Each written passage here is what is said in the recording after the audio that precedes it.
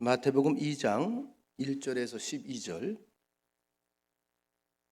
헤롯 왕 때에 예수께서 유대 베들레헴에서 나심에 동방으로부터 박사들이 예루살렘에 이르러 말하되 유대인의 왕으로 나신 이가 어디 계시냐? 우리가 동방에서 그의 별을 보고 그에게 경배하러 왔노라 하니 헤롯 왕과 온 예루살렘이 듣고 소동한지라. 왕이 모든 대제사장과 백성의 서기관들을 모아 그리스도가 어디서 나겠느냐 물으니 이르되 유대 베들레헴이오니 이는 선지자로 이렇게 기록된 바 또 유대 땅 베들레헴아 너는 유대 고을 중에서 가장 작지 아니하도다. 네게서 한 다스리는 자가 나와서 내 백성 이스라엘의 목자가 되리라 하였음이니이다. 이에 헤롯이 가만히 박사들을 불러 별이 나타난 때를 자세히 묻고 베들레헴으로 보내며 이르되 가서 아기에 대하여 자세히 알아보고 찾거든 내게 고하여 나도 가서 그에게 경배하게 하라. 박사들이 왕의 말을 듣고 갈새 동방에서 보던 그 별이 문득 앞서 인도하여 가다가 아기 있는 곳 위에 머물러서 있는지라. 그들이 별을 보고 매우 크게 기뻐하더라. 집에 들어가 아기와 그의 어머니 마리아가 함께 있는 것을 보고 엎드려 아기께 경배하고 보배 합을 열어 황금과 유향과 몰약을 예물로 드리니라. 그들은 꿈에 헤롯에게로 돌아가지 말라 지시하심을 받아 다른 길로 고국에 돌아가니라. 아멘. 다음 주가 성탄절이죠. 미리 인사합시다. 메리 크리스마스. 메리 크리스마스의 메리가 무슨 뜻인지 아시죠? 즐겁다, 기쁘다, 신난다 이런 뜻입니다. 여러분 메리 크리스마스 되시기를 축원합니다. 또 앞으로 여생도 메리 해피데이가 되시길 바랍니다. 아멘한 사람들만 그렇게 되길 바랍니다. 옆 사람과 인사합시다.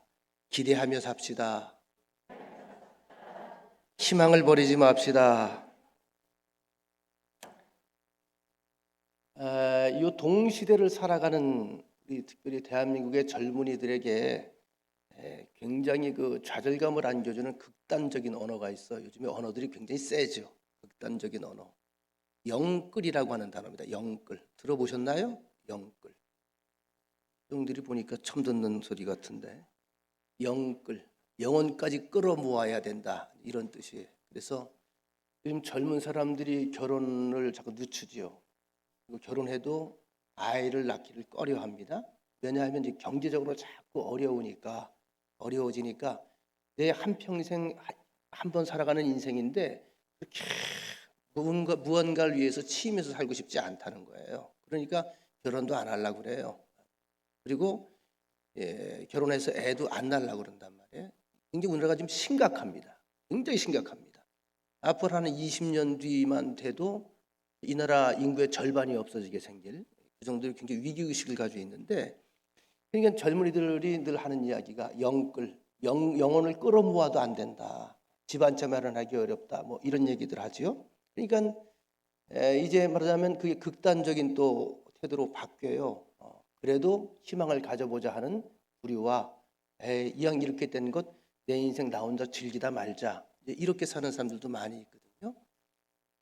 그래서 여러분 앞을 내다보고 꿈을 꾸고 어떤 이상을 가지고 희망을 가지고 살아가는 사람을 가리켜 이상주의자라고 부르고요. 그다음에 미래를 내두고 현실에 족하자 하고 살아가는 사람을 현실주의자라고 불러요. 그러면 우리 하나님을 믿는 우리 하나님의 백성들에게 하나님께서 요구하시는 것은 이상주의자일까 아니면 현실주의자일까? 이런 생각을 한번 해볼 필요가 있겠죠. 어떤 것일까요? 하나님께서 우리에게 들려주시는 모든 약속은 언약입니다. 그 언약은 핵심이 뭐냐 하면 하나님께서 나를 사랑하시는 근거이기도 하고, 나를 사랑하시니까 잘되게 하고 또 형통하게 하고 복되게 하고 회복되게 하고 그리고 형통케 하기 위한 하나님의 우리를 향한 배려예요. 하나님의 언약은 하나님의 사람을 사랑한다고 하는 하나의 배려입니다. 배려. 그러니까 여러분들이 이 말씀을 들을 때에 말씀을 고깝게 듣거나, 고깝다는 말이 뭔 말인지 알죠? 또는 말씀에 대해 굉장히 귀찮게 여기거나 아예 굴레처럼 여기거나 멍해처럼 여기거나 이렇게 하면 이건 하나님의 성의를 굉장히 무시하는 거예요. 하나님의 모든 마음과 모든 중심은 다 여러분과 저에게 있음을 우리는 알아야 됩니다. 이것이 성탄의 사건이거든요. 성탄의 의미를 먼저 알아야 돼요. 우리가 들려주는 모든 말씀은 어디에 있을까요? 미래에 있어요. 그래서 이건 이상적인 거예요. 말씀을 속에 품는 걸 가리켜 소망을 품었다고 말하는 게, 소망은 앞에 있는 겁니다. 근데 중요한 것은 이것만 품고 살아가는 걸 막 살아가면 안 돼요. 어떻게 살아야 되죠? 항상 말씀을 상고하면서 그 길을 잘 점검하면서 내가 오롯이 그 길을 잘 걸어갈 수 있도록 믿음으로 자꾸 반응을 하는 현재의 삶을 살아내야 됩니다. 그래서 가장 이상적인 것은 뭐냐면 이상의 꿈과 현실의 삶이 잘 조화를 이뤄내야 돼요. 오늘도 잠깐 죄송합니다만 이건 제가 잠깐 우리 송 목사님이 기도를 하면서 한 해 동안에 잘못한 게 참 많았다, 회개하고 참여한다, 그 기도를 하면서 제가 무슨 마음이 들었냐 하면, 혹시 오해하지 마세요. 1년 동안 우리가 매일 열심히 살아도 끝자락이 오면 꼭 그 기도 하게 되잖아. 그죠? 또 부족하고 또 아쉽고. 그러면 내년은 조금 더 나아져야 될까? 아니면 내년도 똑같아야 될까? 그렇죠. 조금 더 나아져야 돼요. 올해보단 조금 더 나아져야죠. 조금 더 애를 써야죠. 이게 뭐죠? 우리에게 주어진 하나의 과제라는 거예요. 중요한 것은 그런 애씀과 그런 노력과 부단한 노력들, 부단한 그런 믿음의 행보들을 하나님께서 지켜보고 계신다는 거죠. 오늘 아침에 우리가 이 이상과 현실을 절묘하게 조화시키면서 아름다운 성탄, 아름다운 꿈의 주인공이 되었던 사람들을 오늘 소개를 하려고 합니다.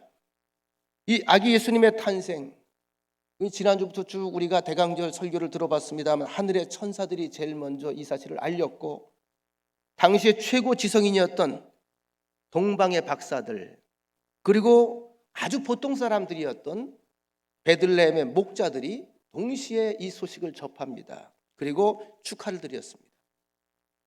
가장 먼저 천사들을 통해서 계시를 받아서 이 성탄의 소식을 들려진 사람들이 누구지요? 가장 지성인들, 가장 평범하고 낮고 천한 곳에 있던 사람들. 하늘과 땅이 만나는 사건입니다. 그러니까 우주적인 사건이에요. 여러분, 인류의 구원을 선물로 가져오신 예수님, 우리의 죄 사함을 위해서, 우리에게 영생을 회복시키기 위해서 천국이라고 하는 멋진 새하늘과 새 땅에 새로운 청사진을 가지고 우리 앞에 오신 예수님, 1000번 만번 기뻐하고 반기고 감사할 일이죠. 그런데 이상한 것은 그렇지 않은 사람들도 있다는 것입니다. 오늘 본문의 이야기가 그 두 가지 이야기가 나와요.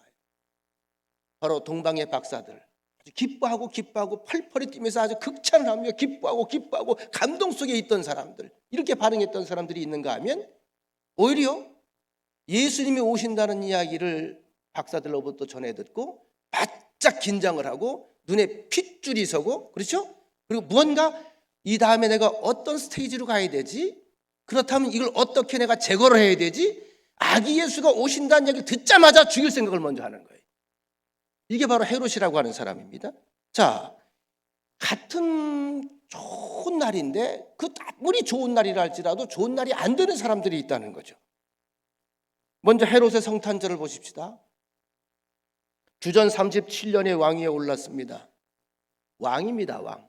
유대 나라를 통치를 했어요. 물론 로마의 통치하에서 하나의 분봉왕처럼 유대의 왕이 됐습니다만, 그런데 그가 이제 정통 유대인이 아니에요.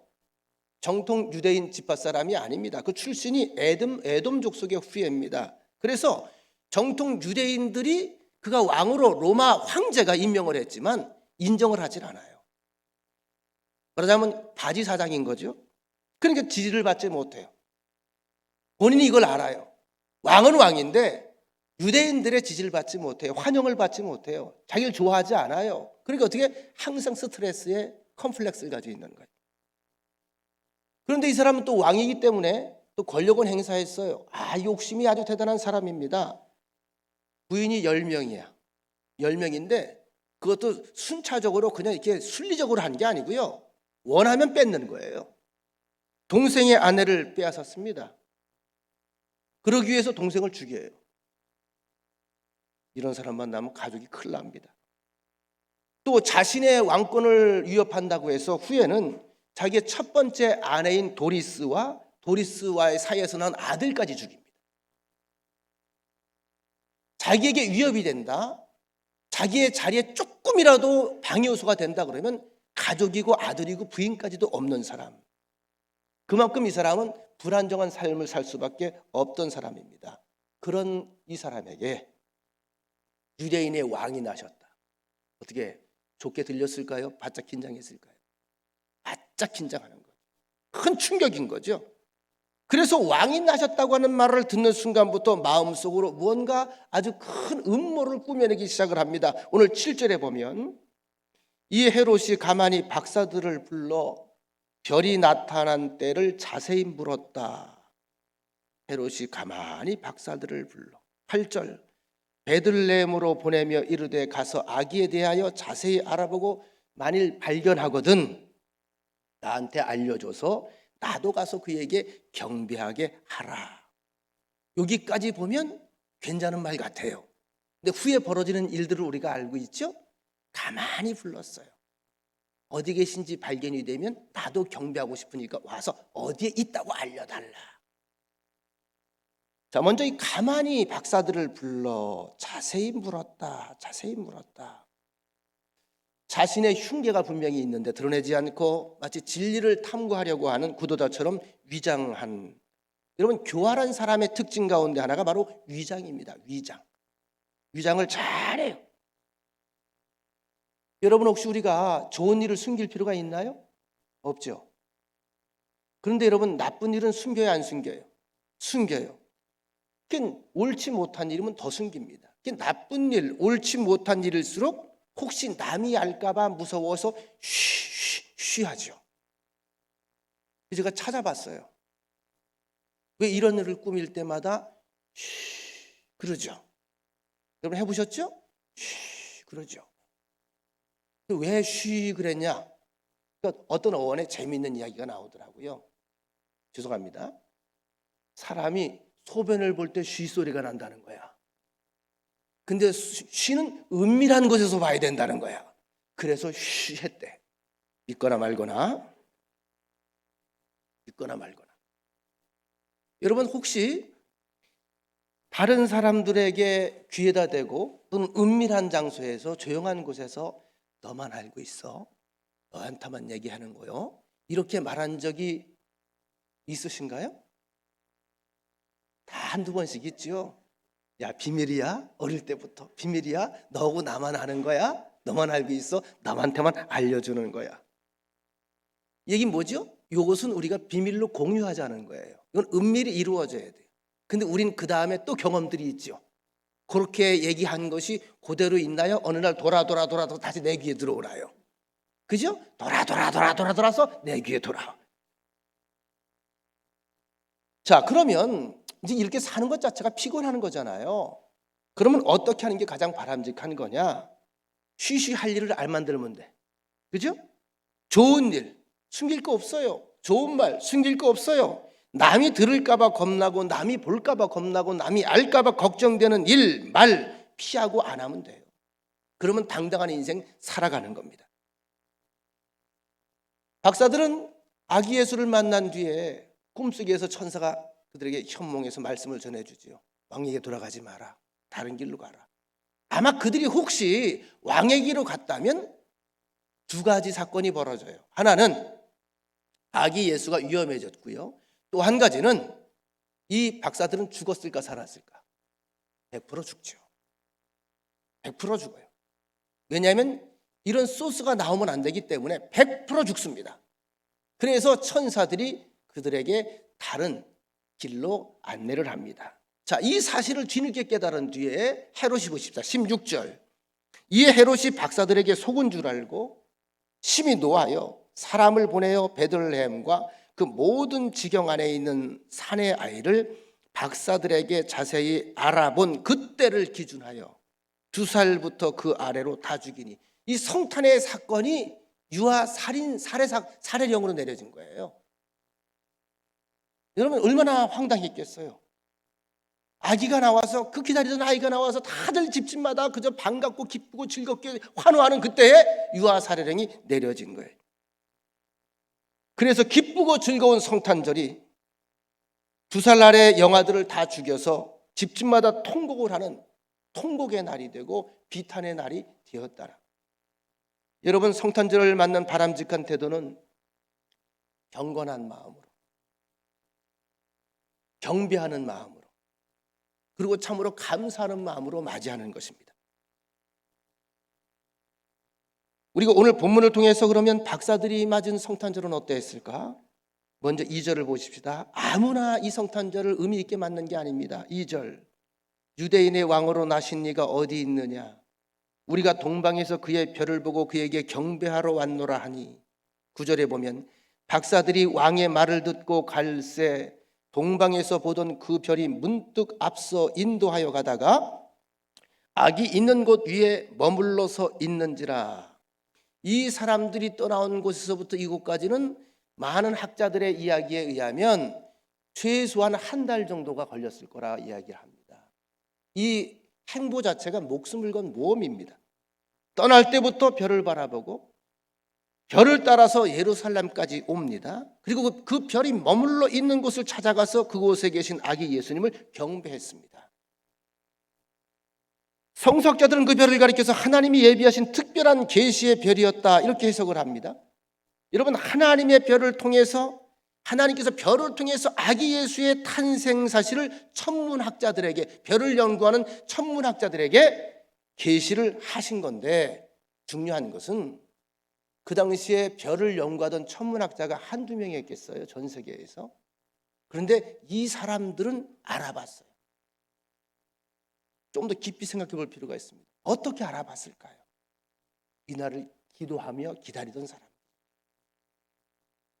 많은 사람들은 흔한 별의 징조 중에 하나였는데 이 사람들은 대번에 알아본 거예요.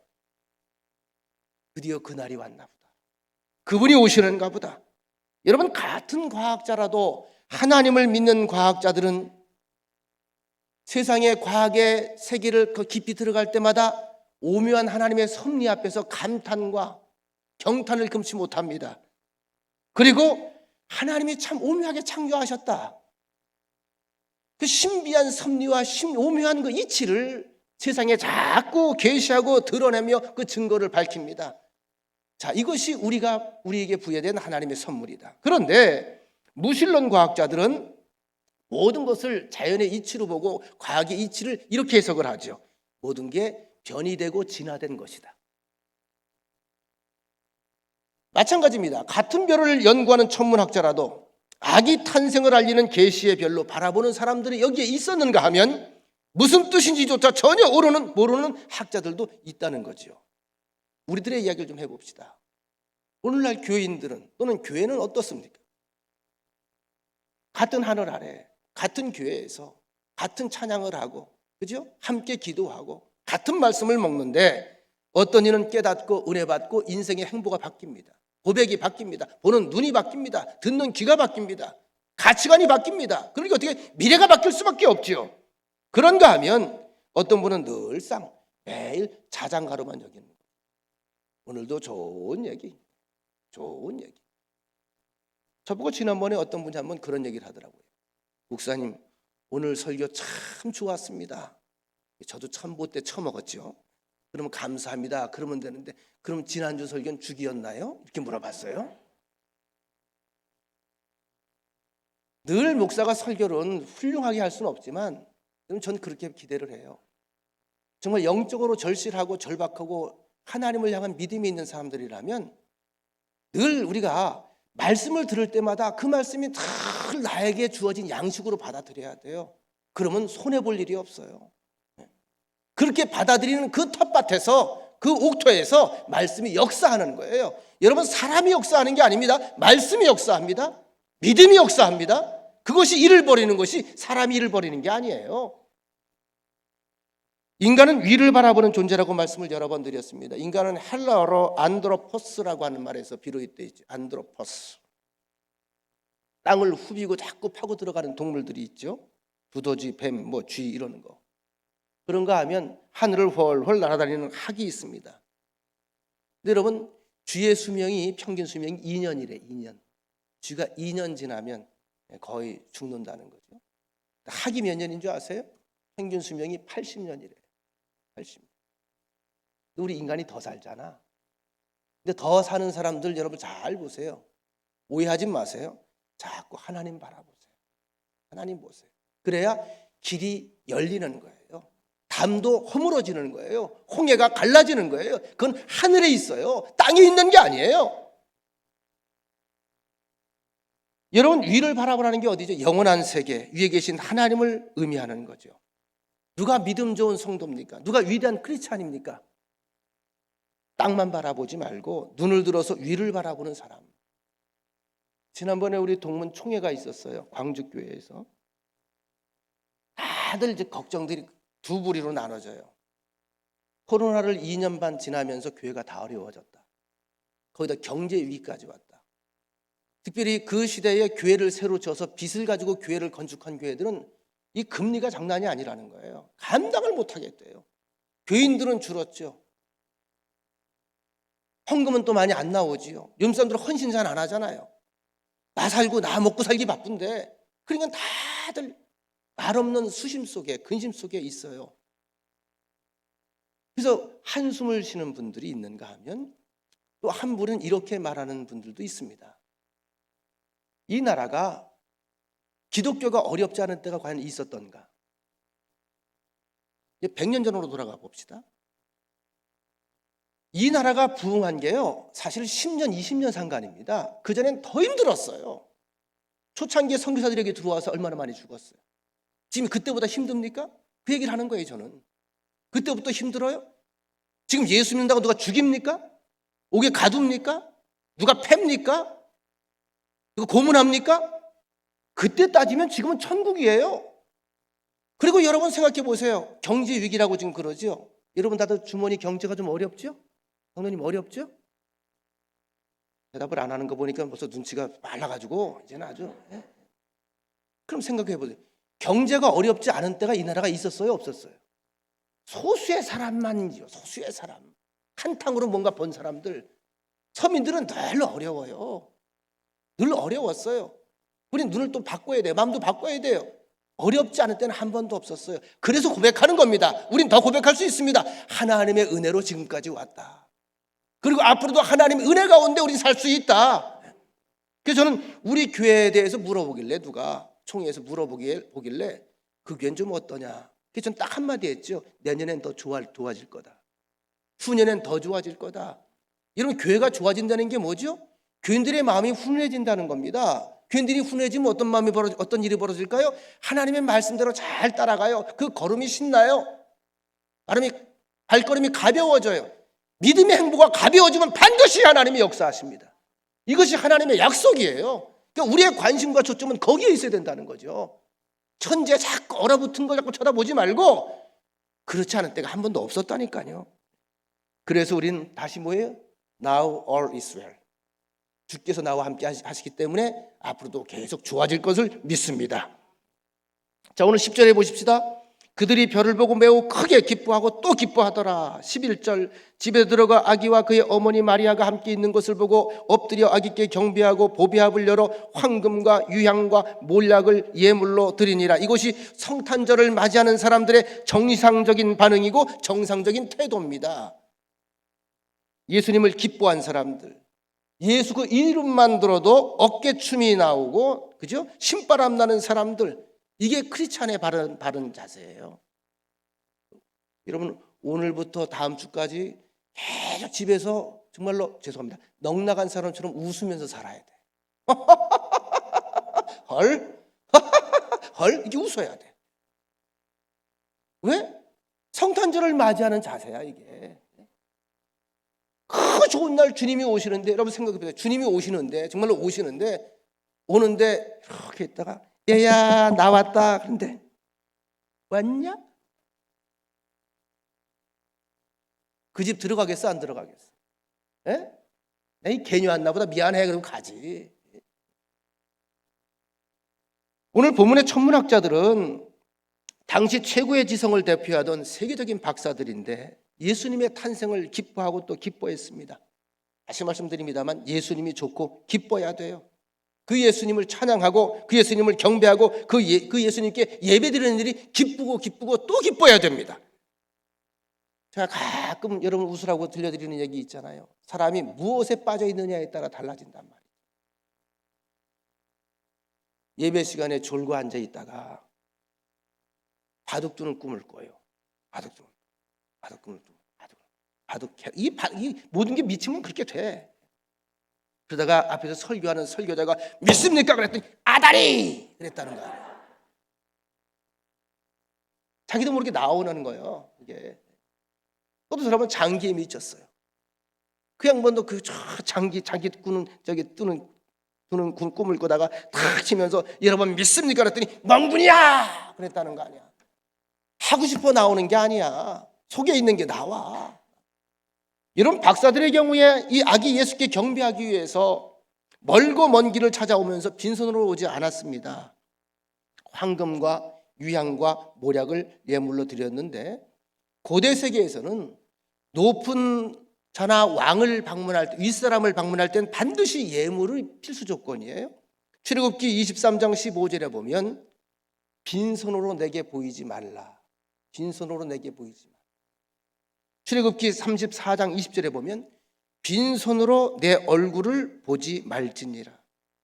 구약 성경에 보면 다양한 제사들이 기록되어 있습니다. 그런데 그 어떤 제사도 빈손으로 드리는 제사는 없어요. 피로 드린다든지 짐승의 고기나 기름을 드린다든지 아니면 곡물가루를 드린다든지 향품을 드리든지 반드시 손으로 만질 수 있고 눈으로 볼 수 있는 것, 이것을 함께 드렸어요. 여러분, 야곱과 그의 자손들이 요셉을 쫓아서 애굽에 들어갈 때 뭐 가지고 들어갔어요? 빈손으로 들어갔어요. 다 빈손으로 들어갔어요. 죄송합니다. 거지가 돼서 들어갔어요. 거지가. 먹을 게 없어서. 요셉을 따라 애굽에 들어갔어요. 430년 만에 그들이 애굽에서 나옵니다. 그들이 애굽에서 나올 때 빈손으로 나와서 바리바리 싸가지고 나왔어요. 바리바리 싸가지고 나왔지요. 애굽 사람들에게 다 내놓으라 했더니 다 내놓으라. 빨리 나가라. 가지고 다 나가라. 가지고 나가라. 금, 은, 동, 소, 양과 약대들을 몰고 나왔어요. 보따리마다 가득 채워가지고 나왔어요. 애굽에 들어갈 때는 야곱의 식구가 70명이 들어갔고 나올 때는 장정만 60명, 총 합이 200만 명 이상이 나왔어요. 70명에서 200만 명. 어마어마한 숫자가 불어난 거예요. 채우시는 하나님, 낫게 하시는 하나님, 번성케 하신 하나님, 그들을 빈손으로 나오지 않게 하신 하나님께서 그들을 향해 제사를 알려줍니다.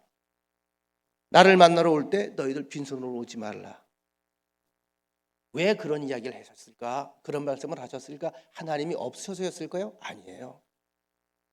은혜를 받은 사람은 은혜를 베풀어 주신 하나님을 기억하도록 기억에 남는 그런 것을 손으로 만질 수 있는, 볼 수 있는 것을 내놓으라는 거예요. 이건 뭐죠? 신앙의 행위를 가르치는 거예요. 믿음의 행위. 동방박사들은 왕으로 나신 이를 경배하러 오면서 결코 빈손으로 올 수가 없었습니다. 그들이 준비한 예물은 보통 예물이 아닙니다. 이것은 성경적으로도 의미가 있고 신학적으로도 깊은 뜻이 있는 예물입니다. 잘 아시죠? 하도 들어서 황금, 제단을 꾸미고 구약시대의 제사도구들을 만들 때 반드시 금을 입혔어요. 이것은 불변 또는 영광의 상징입니다. 그리고 또 한 가지 왕권을 상징하는 거예요. 왕. 여러분, 왕 하면 옛날에 다 금으로 도배를 하죠. 옷부터 도포부터 용상까지 다 금입니다. 금은 그 왕권이에요. 그래서 이 세 가지 예물 속에는 하나님에 대한 고백이 있습니다. 하나님은 왕이십니다. 두 번째, 유향은 이건 일반 백성들이 당시에 사용할 수 없는 향료였는데 출애굽기 30장 37절에 보면 하나님께서 하나님께 드릴 거룩한 제단에 향을 만들 때 이걸 사용하도록 했어요. 내가 여호와를 위하여 만들 향은 거룩한 것이니 너희를 위하여는 그 방법대로 만들지 말라. 여기에 유향이 들어갑니다. 그러니까 이것은 뭐예요? 구별된 것, 그리스도의 신성, 하나님 되심을 상징하는 거예요. 사람이 근접할 수 없는 하나님을 상징하는 것. 모략, 이 마취제나 방부제로 사용하던 것인데 그리스도 대신 주님의 고난과 죽음 그리고 부활까지 이 안에 의미가 있어요. 참 묘하죠? 세 가지 예물 속에 왕 대신 예수님께서 이 땅에 오셨어요. 이 땅에 오셔서 뭘 합니까? 이 땅에 오셨는데 이 땅에 오셨지만 인간으로 오셨지만 그분에겐 신성이 있어요. 그분이 어떻게 해요? 우리를 위해서 죽으시고 부활하시고 이 세 가지가 다 이 예물 안에 들어 있습니다. 여러분 선물이나 예물은 뜻이 담겨 있을 때 더 가치가 있어요. 제가 뭐 이렇게 펜 글씨를 쓰는 걸 굉장히 좋아하는 편인데 전 지금도 이렇게 글을 쓰는 걸 좋아해요. 제가 아주 아끼는 펜이 하나가 있어요.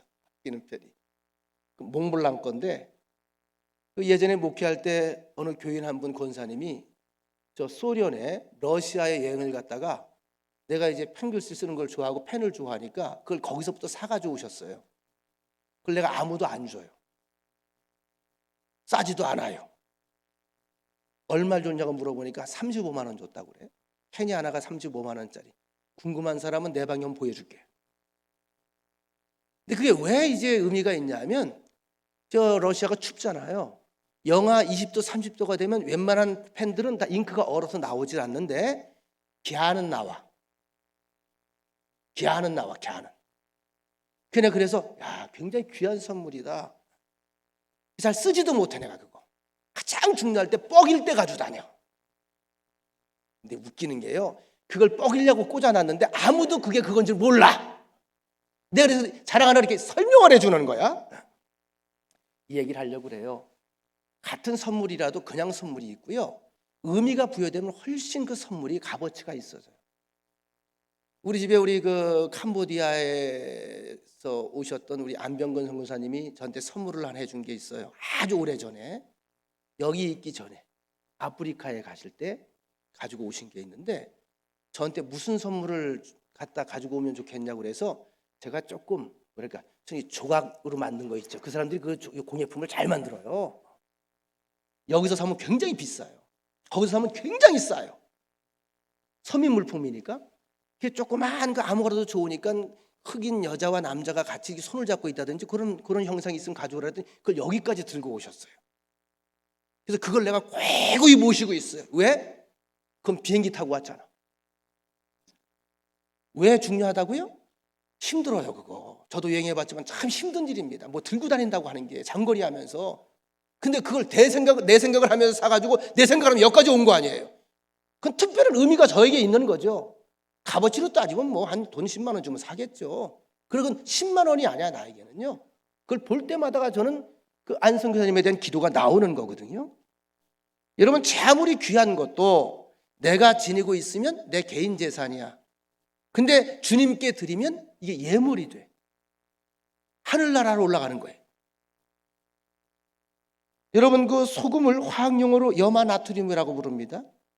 그 염소와 나트륨으로 같이 합쳐지면 이게 소금이 되는 건데 소금으로 맛을 내면 방부제 역할을 합니다. 그 용도가 다양합니다. 그리고 염분 섭취가 없으면 생명이 위험하기도 해요. 그러니까 소금은 필수예요 우리에게. 없으면 안 돼요. 그런데 놀라운 것은 염화나트륨, 염소와 나트륨이 합해져서 소금이 되는 건데 이걸 분리시켜서 먹으면 죽어요. 인생의 위치가 비슷합니다. 영적 위치가 비슷합니다. 가장 귀하다고 하는 것들, 명예, 물질, 소유라고 하는 것들이 따로따로 일 때는 그것 때문에 싸우기도 하고 그것 때문에 썩기도 하고 그것 때문에 죽기도 하고 파멸하기도 합니다. 그런데 이게 뭐예요? 믿음으로 하나가 되면 주 안에서 하나가 되면 주님께 드려지면 그때부터 사람을 살리는 최고의 가치가 된다는 거예요. 꼭 기억하세요. 당장이 눈앞에 있는 게 전부가 아니에요. 제가 어제 토요일 날은 진짜 잘 움직이지 않는데 거의 움직이질 않는데 저희 아버님이 하도 울어서 제가 할 수 없이 모시고 저 강원도 화천 원천이라는 데 갔다 왔어요. 왜 우셨냐 하면 아버님의 그 고향 친구야. 거기가 고향 원천인데 어릴 때부터 주일학교를 같이 다니고 중학학생부, 청년부 그리고 작년에 이르기까지 함께 교회에서 신앙생활을 했어요. 함께. 아버지가 그분을 전도를 했대요. 어릴 때. 그래서 목회를 같이 하셨어요. 목회도 아버님은 여기 천리 옆에 있으면 연할이라는 데가 있어요. 거기 상면, 천리는 하면이거든요.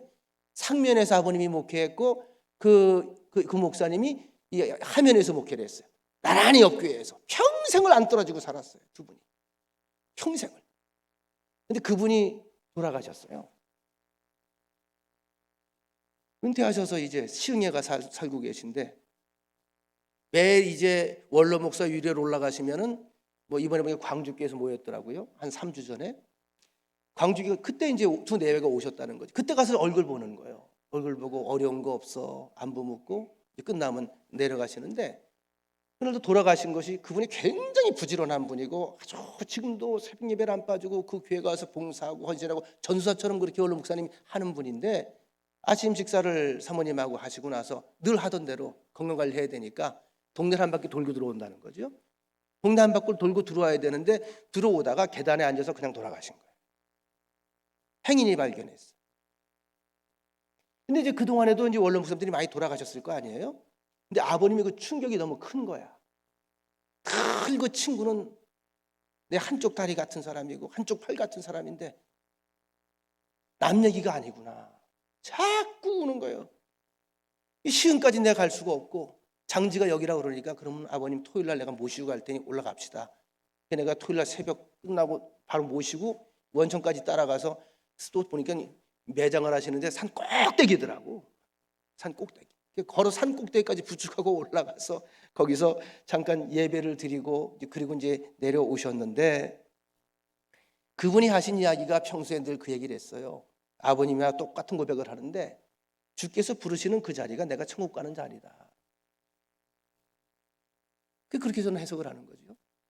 집 앞에 계단에서 집에 못 들어오고 그냥 갑자기 심장마비가 온 것 같아요. 주저앉아서 그냥 돌아가신 걸 행인이 발견했는데, 그렇게 해석을 제가 그 식구들에게 해줬어요. 하필이면 계단에서 돌아가셨냐? 계단이 천국 가는 계단이 아닐까? 이렇게 제가 말해줬거든요. 우리가 늘 준비를 해야 돼요. 늘 준비를 해야 돼요. 오늘 하나님께서 지시하신 길, 이게 참 중요합니다. 12절. 자, 이 박사들에게는 두 가지 길이 있죠. 왕이 나에게 오라고 그랬죠. 왕에게 돌아가는 길이 있습니다. 자, 선택의 여지가 없어요. 그런데 하나님께서 박사들에게 다른 길로 가라고 지시를 하셨어요. 이제 선택의 여지가 생겼어요. 여러분 같으면 왕에게 가겠습니까? 아니면 하나님이 가르쳐 주신 그 길로 가겠습니까? 하나님이 가르쳐 주신 그 길이라는 게 확실하면 그 길로 가겠지요. 꿈에 그리 가면 안 된다, 그리 가면 안 된다, 그러면 그리 가면 안 된다고 안 가겠어요? 왕에게 가겠어요? 쉽게 얘기할게. 대통령이 좀 보재. 응? 대통령실에 좀 보재. 꼭 와서, 당신은 귀하고 소중한 사람이니까 꼭 와서 좀 알려주세요.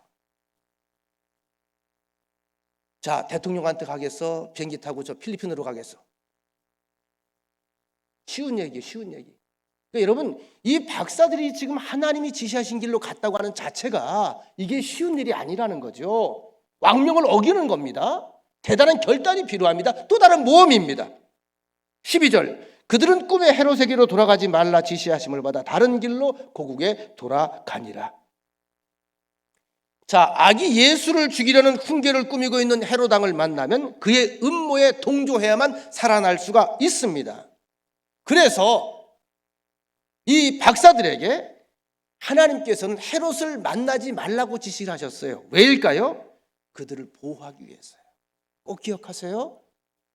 하나님의 백성들, 하나님의 메시지에 믿음으로 반응하고 성탄을 참으로 제대로 맞이할 수 있는 이런 믿음의 그릇이 된 사람들에게는 하나님의 절대적인 보호가 개입이 됩니다. 지시하심을 받았다. 누구의 지시를 받느냐? 누구의 조정을 받느냐? 누구의 지령을 받느냐에 따라서 행동이 달라지고 인생이 달라지잖아요. 간첩은 파송자의 지령을 받습니다. 이 나라에 산다고 해서 이 나라 국민이 아니에요. 김정은이 보냈으면 김정은의 이야기를 듣고 김정은의 말을 지시를 따르는 거예요. 목적이 그거예요. 똘마니 누구의 지시를 받죠? 깍두기 형님의 지시를 받습니다. 그죠? 형님, 똘마니들 해, 가져, 뭐 해, 다 하라는 대로 하는 거예요. 누구의 지시를 받느냐? 그런데 믿음과 착한 행실의 지령은 하나님이 내립니다. 중요한 것은 누구의 지시를 받느냐에 따라서 인생이 달라지고 죽기도 하고 살기도 한다는 거예요. 그들이 선택한 길은 어느 길이었죠? 다른 길이었어요.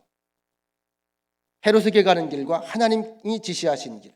그런데 그들은 하나님이 지시하신 그 길을 선택을 합니다. 우리 앞에도 두 갈래 길이 놓여 있습니다. 마태복음 7장 13절 이하에 보면 좁은 문이 있고 넓은 문이 있다. 좁은 문은 생명길이어서 좁고 협착해서 찾는 사람이 적지만 넓은 문은 크고 길이 넓어서 들어가는 자가 많지만 그 길은 멸망으로 가는 길이다. 누구나 다 가는 길, 누구나 다 하는 말이라고 해서 그것이 다 좋은 건 아니잖아요. 주변에 어떤 친구가 도박하는 친구들이 많대요. 근데 절친 가운데 4명이 도박을 하는데 4명이 다 도박해서 돈을 벌었대요. 여기 내가 그 얘기를 들었다면 이게 여러분 자신이라고 생각하면 아주 절친들이야. 그리고 나한테 막 돈도 막 갖다 주고 선물도 막 갖다 주고 힘들다 그러면 막 그냥 용돈도 주고 치료비도 대주고 막 이래. 아주 절친들이야. 4명이 다 돈을 벌었대. 틀림이 없대. 여러분 그 길 갈까 안 갈까? 예? 가지 않겠어요? 혹해서 가지 않겠어요? 그죠? 근데 그 길이 사는 길일까 죽는 길일까? 죽는 길. 우리가 걸어가야 될 길이 바로 동방 박사가 선택한 하나님이 지시하신 길이 돼야 됩니다. 요한복음 14장 6절에 보면 주님께서 말씀하기를 내가 곧 길이요 진리요 생명이라고 말씀하셨습니다. 석가모니도 그런 말 한 적 없어요. 공자도 그런 말 한 적 없어요. 마호메트도 없어요. 소크라테스도 하지 않았습니다. 나폴레옹도 마찬가지입니다. 그 위대한 돌아가신 성철 스님도 마찬가지. 내가 길이다 진리다 생명이다 라고 말하지 못했어요. 그들이 설파한 내용들을 보면 대부분 전 그런 뉘앙스를 가져요. 그 길로 가면 혹시 좋은 게 없을까? 그래서 끝나는 거야. 이렇게 살면 혹시 좋은 데 가지 않을까? 퀘스천 마크야. 주님은 당당하게 말씀하셨죠. 나는 길이요 진리요 생명이다. 여러분 내가 가는 길을 알 때도 있고 모를 때도 있지요. 오늘 하루 내가 할 일, 가야 할 곳, 만나야 할 사람들을 우리가 압니다.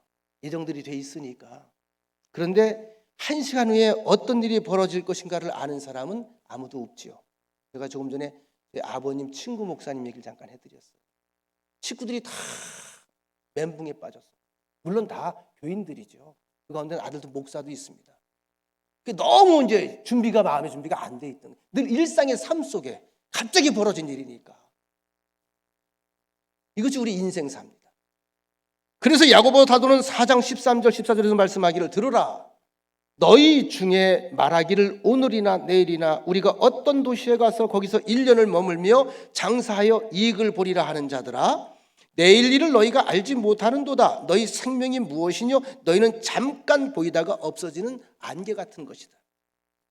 이어지는 15절 16절 너희가 도리어 말하기를 주의 뜻이면 우리가 살기도 하고 이것이나 저것을 하리라 할 것이거늘 이제도 너희가 허탄한 자랑을 하니 그러한 자랑은 다 악한 것이라. 이 말씀은 곧 잠언서 16장 3절 말씀과 연결이 됩니다. 그래서 어떻게 하라는 거예요? 너의 행사를 여호와께 맡기라. 그리하면 네가 경영하는 것이 이루어지리라. 하나님의 은혜가 아니면 안 된다는 겁니다. 잠언서 19장 21절 사람의 마음에는 많은 계획이 있어도 오직 여호와의 뜻만이 완전히 서리라. 한마디로 하나님을 떠난 생각이나 계획이나 하나님의 뜻을 벗어나는 인간 중심의 이기적인 모든 세속적인 것들은 허망하고 허탄한 것들이니까 정신 똑바로 차리고 바짝 차리고 하나님의 계명과 약속의 별을 바라보고 걸어가라. 그것은 확실하게 서는 길이다. 그 인생이 서는 인생이에요. 왜일까? 시편 139편 2절로 4절입니다. 주께서 내가 앉고 일어섬을 아시고 멀리서도 나의 생각을 아시오며 나의 모든 길과 내가 눕는 것을 살펴보셨으므로 나의 모든 행위를 익히 아시오니 여호와여 내 혀의 말을 알지 못하시는 것이 하나도 없으시니이다. 139편 23절 내 마음을 아시며 내 뜻을 아시니이다. 마태복음 10장 30절 아버지는 너희 머리털까지도 다 세신 바 되었다. 우리는 속속들이 다 알아요. 나는 나를 몰라도 하나님이 나를 더 잘 안다는 거죠. 때론 내가 내 마음을 모를 때가 있는데 내가 그다음 내가 행동을 어떻게 할지 나도 모를 때가 있잖아요. 근데 하나님은 아신다는 거예요. 내가 어떻게 살아야 될지 모르고 있을 때 하나님이 내 길을 아시고 예비하시고 이끄신다는 거예요. 나는 나를 조절하지 못하고 통제하지 못하지만 하나님께서 성령을 통해서 나를 조정하시고 통제를 하신다는 거예요. 왜? 나를 지으신 주인이기 때문에 어딜 만져야 내가 사는지를 다 알아요. 어떤 분이 저에게 그렇게 묻더라고요. 친구 목사가, 야, 이 목사 늙는 게 슬프냐? 우리 옛날에 학창시절로 돌아가고 싶지 않냐? 가끔 난 그런 생각을 한다. 그래서 제가 절대 아니라고 그랬어요. 그거야말로 부질없는 생각이에요. 여러분 70이면 70의 아름다움이 있어요. 80은 80의 아름다움이 있어요. 이건 진짜 여러분 지금 가장 아름다운 때 가장 아름다운 모습으로 지금 있는 거예요. 그걸 놓치지 마세요. 가장 아름다워요 지금 여러분. 꼭 제일 미련한 사람이 어떤 사람인 줄 아세요? 10년만 젊었어도 그 얘기 하지 마. 되지도 않아. 10년 젊으면 어떻게 할 건데? 뭐 어쩌겠다는 건데? 뭐 어쩌자고? 그런 얘기 하지 마세요. 지금이 이뻐. 누가 뭐래도 저는 지금이 제가 제일 아름다운 모습이에요. 전 이런 제 자신을 전 사랑하기로 했어요. 흰머리까지 사랑하기로 했어요. 근데 한 가지는 싫어요. 머리 빠지는 건 싫어요. 이런 거 주름도 얼마나 멋있습니까? 그게 하루아침에 생겨요 그게. 여러분 주름을 무시하지 마세요. 주름을 멸시하지 마세요. 오랜 세월을 같은 길을 걸어온 게 주름이야. 얼마나 애써서 여기까지 왔는데 그걸 무시한다고 핀다고 잡아 당겨? 하지마. 그대로 존중하고 그대로 인정하고 그대로 받아들이세요. 여러분 동방박사 앞에 문득 나타나 인도했던 별을 기억해야 합니다. 하나님은 우리가 혼자 어려운 이 시기를 지나도록 그냥 내버려 두질 않습니다. 그래서 우리 믿음의 공동체는 더욱 서로에게 큰 힘이 되고 위로가 됩니다. 성경에 보니까 동방박사는 그 별을 보고 매우 기뻐하고 또 기뻐했다. 그 별이 무엇인지, 왜 자기들을 인도했는지, 그리고 왜 그곳에 머물렀는지를 그들은 알고 있었어요. 별의 의미를 안 거예요. 세상을 구원할 왕을 맞이하고 경배하고자 하는 순수하고 온전한 마음이 있었기 때문에 여러분 사는 것이 힘들고 세상의 시선이 좋지 않아서 신앙생활 하기가 참 힘들다 해도 우리 마음에 이 동방박사와 같은 아기 예수께 경배하고자 하는 거룩한 마음이 있다면 모든 시기 가운데 우리를 인도하는 별이 등장을 합니다. 이것이 성경의 약속입니다. 우리에겐 별이 있어요. 그 별이 뭐지요? 예수예요. 그 별이 뭐죠? 성령의 동행하심입니다. 그 별은 왜 동방박사들에게만 그런 의미가 있었을까? 말씀을 마칩니다. 다른 사람들은 모두 이 땅의 것에만 관심이 있었기 때문에 그 별을 보고도 특별한 의미를 깨달을 수 있는 눈과 마음이 어두워졌어요. 하나님을 사모하는 사람이어야 돼요. 믿음으로 기다리는 사람이어야 돼요. 그래야만 하나님의 특별한 계시와 은총을 보고 깨달을 수가 있습니다. 영광의 주역이 될 수가 있습니다. 저보고 어떤 분이 그런 얘기를 한번 하더라고요. 목사님 참 많이 바뀌셨네요. 뭐가요? 설교가 엄청 좋아졌어요. 설교가 엄청 좋아졌어요. 왜요? 제가 늘 교회 오면 졸던 사람인데 오늘은 잠을 안 잤어요. 잠이 안 와요. 제가 바로 되받아쳤어요. 그건 제가 바뀐 게 아니고 당신 본인이 바뀐 겁니다. 내 말이 맞아? 그의 말이 맞아. 그죠? 자기가 안 졸았으니까 내가 설교를 잘한 거라는 거예요. 아니죠. 이렇게 이기적인 생각들이 어디 있습니까? 여러분, 성탄절은 나를 위해 오신 예수님을 만나는 계절입니다. 한 선교사가 선교지로 가는 비행기 안에서 스튜어디스에게 전도할 마음이 생겨서 말을 걸었어요. 혹시 예수님을 아십니까?